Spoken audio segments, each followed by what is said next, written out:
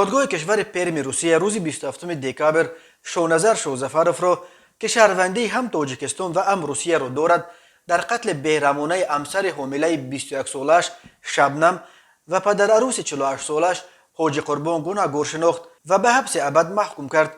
ریاست تفتیشات کشور پرم خبر داد که دادگاه همچنین شوزفارف را به پرداخت بیش از 9 میلیون روبل تاوان به جبر دیده ها موظف کرد. ریاست تفتیشات کشور پرم خبر داد که دادگاه همچنین شوزفارف را به پرداخت بیش از 9 میلیون روبل تاوان به جبر دیده ها موظف کرد. این حکم هنوز حکم قانونی نگرفته است. یادآور میشویم روز دوم دکامبر عیبدار کننده دولتی نیز از دادگاه پرم برای شوزفارف حکم حبس عمرباد طلب کرد. این حد اکثر جزا برای قتل 2 نفر از جمله زن حامله طبق قسم دوم ماده 105 کودکس جنایتی روسیه است.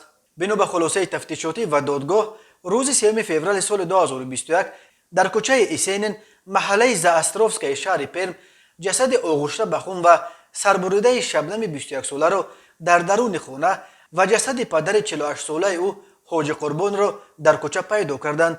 در این جنایت بلافاصله داماد خانواده شوهر شبنم را گناهکار کردند. نشریه‌های محلی خبر داده بودند که همان روز 3 فوریه در کوچه ایسینن حدود 100 نفر از زادگان تاجیکستان جمع آمدند که می‌خواستند خودشان جزای شوزفارف را برای قتل همسر و پدر عروسش بدهند، ولی پلیس او را از این سمسود نجات داد. در جریان تفتیشات شونازر شوزفارف 2 دفعه مورد تشخیص طبی و روحی و روانی قرار گرفت و هر دو تشخیص به خلاصه آمدند که هنگام قتل همسر و پدر عروسش عقلش در سرش بود. خود شوزفارف در رفت تفتیشات به گناه خود اقرار کرده گفته است که شبنم میخواست از وی جدا شود و کودک بطنش را اسقاط حمل کند.